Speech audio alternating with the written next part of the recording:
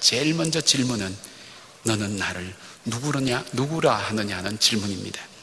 15절 보면 이르시되 너희는 나를 누구라 하느냐라고 제자들에게 물어보셨습니다. 주님은 이 질문을 제자들에게만 하는 것이 아니라 오늘 우리에게도 동일하게 하고 계시죠. 이 질문의 핵심은 이겁니다. 주님과 우리와의 관계를 묻는 질문입니다. 유대인 철학자인 이 말틴 부부는 그의 책 나와 너라는 책에서 사람이 세계를 대하는 태도가 두 가지 방법인데, 그것은 너와 나로 만나는 관계가 있고 또 하나는 나와 그것의 관계가 있다고 했습니다. 내가 사람을 만나고 세계를 만날 때 너와 나의 관계로 받아들일 때는 인간은 전 인격을 기울여서 상대방을 대하지만, 나와 그것의 관계로 받아들일 때에는 상대방을 자기를 위한 존재로만 그렇게 여긴다는 겁니다. 그래서 상대방과 관계를 가질 때도 나의 목적 달성을 위해서 상대방을 만나고 상대방을 이용하고 그리고 필요 없으면 상대방을 버리는 것, 그런 관계를 얘기하는데, 이 말틴 부부는 대부분의 인간관계는 후자인 나와 그것의 관계를 맺고 사람이 살아간다고 말씀하고 있습니다. 이 질문에서 주님은 제자들이 예수님과의 관계를 어떤 관계로 받아들이고 있는 것을 물어보신 겁니다. 사람들이 이야기하는 것이 중요한 것이 아니라 너는, 너에게 있어서 나는 어떤 관계라고 네가 받아들이고 있느냐, 그것을 지금 묻고 계신 거예요. 여러분, 이건 참 중요한 질문입니다. 단순히 그냥 입으로만 주는 그리스도시요 살아계신 하나님 아들입니다, 그게 아니라 진짜 네 인생, 네 현실의 삶 속에서 대체 너는 나를 누구라고 받아들이고 있느냐. 우리가 고난과 어려움과 시련과 낙심될 때에도, 저도 종종 이런 질문을 합니다. 되게 힘들고 어려울 때, 김 목사, 너는 이 고난과 어려움 앞에, 이 힘든 일 앞에 나를 도대체 누구라고 생각하고 있니? 또 우리가 좀 평안하고 그럴 때도 주님도 동일하게 질문을 합니다. 또 중요한 선택을 할 때도 너 대체 나를 누구라고 생각하기 때문에 지금 내가 이렇게 하고 있니? 그 질문을 주님께서 오늘 원하고 계시는 것입니다. 죄송하지만 조금 가까운 예를 여러분 들어보려고 합니다. 정직하게 좀 여러분이 대답하면 좋겠어요. 이번에 수해로 많은 분들이 피해를 입고 가족을 잃었죠. 특별히 봉사로 갔던 대학 1, 2학년 젊은 이들의 죽음은 우리의 마음을 참 아프게 했습니다. 안타깝게 했습니다. 아마 대학생 자녀를 둔 부모의 마음은 특별히 이 사실이 안타까웠을 거예요. 많은 사람도 안타깝지만 특히 됐을 거예요. 그런데 그렇게 안타까워하시는데 그거 너무 괴로워가지고 저녁에 밥을 못 드신 분 계십니까?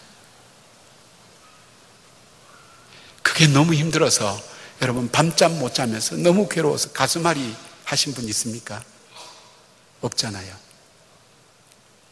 여러분 형제거나 여러분 자녀 같으면 어떨까요? 밥 못 드셨을 거예요. 하염없이 쏟아지는 눈물, 그리고 여러분 잠도 못 주무셨을 거예요. 나로 하여금 이렇게 같은 사건에 반응을 다르게 만드는 게 뭐냐면 그게 관계입니다. 관계. 예수님께서 오늘 우리에게 묻고 계신 질문이 뭐냐면,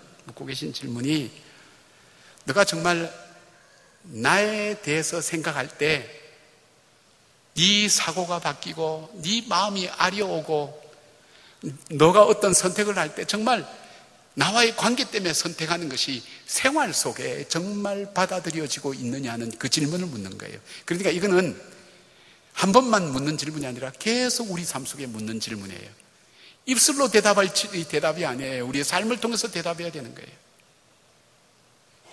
정말 우리가 절망하면 예수님이 안 계신 것처럼, 예수님의 정령은 날 버리신 것처럼 그렇게 생각하지 않습니까? 여러분,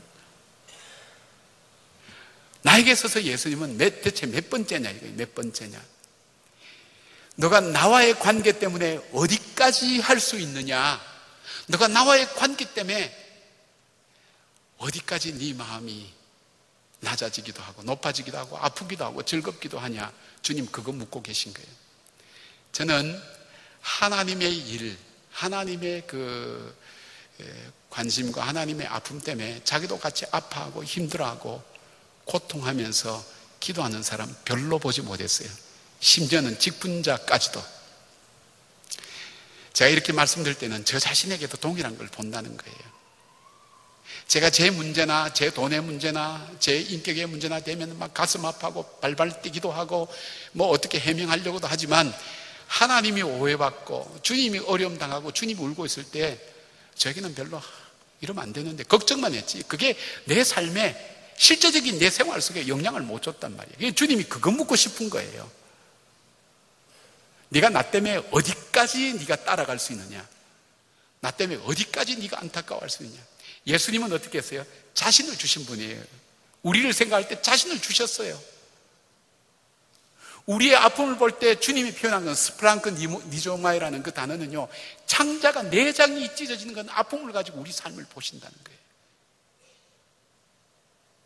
근데 주님은 우리를 그렇게 생각하셔서 친히 십자가에서 우리가 그토록 저주받고 허물 많고 죄 많은 그것을 위해서 그 십자가의 고통을 견딜 만한 그런 사람을 우리를 여겼는데, 우리가 죄인 되었을 때, 우리가 연약할 때, 하나님과 원수 되었을 때 자기를 던져서 우리의 삶을 해결해 주시고 변화시켜 주시는데, 우리는 주님의 그 아픔 앞에 같이 아파해 봤냐 이거예요.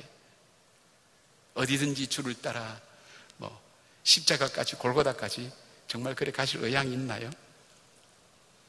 여러분 질문하셔야 돼요.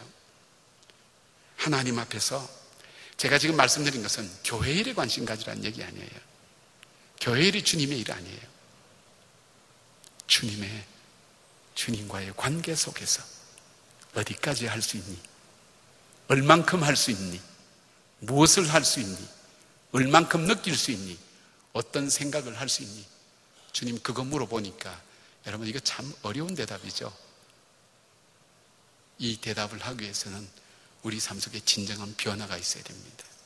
삶의 변화가 있어야 됩니다. 여러분 저는 이 말씀 듣는 이 시간이요 굉장히 긴장이 되는 시간이에요. 왜냐하면 내가 지금까지 옳다고 생각하고 바르다고 생각하는 이것이 예수님께서 그거 아니다 그러면 한순간에 놓아버릴 수도 있을 만한 위기의식을 가지고 이 말씀을 우리가 들어야 되는데, 구경하다시피 그냥 그거는 말씀이다 생각하면 예수님과 너와는 상관이 없다는 거예요. 다시 한번 질문해 보시죠.